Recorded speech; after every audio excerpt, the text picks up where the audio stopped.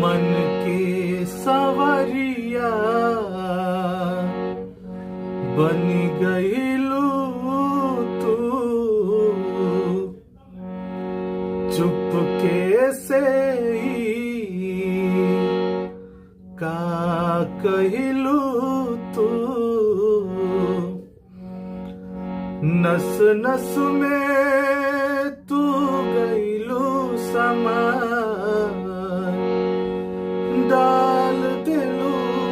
परेशानी में गजब के रोग धरा दिहलू हे रानी हमके जवानी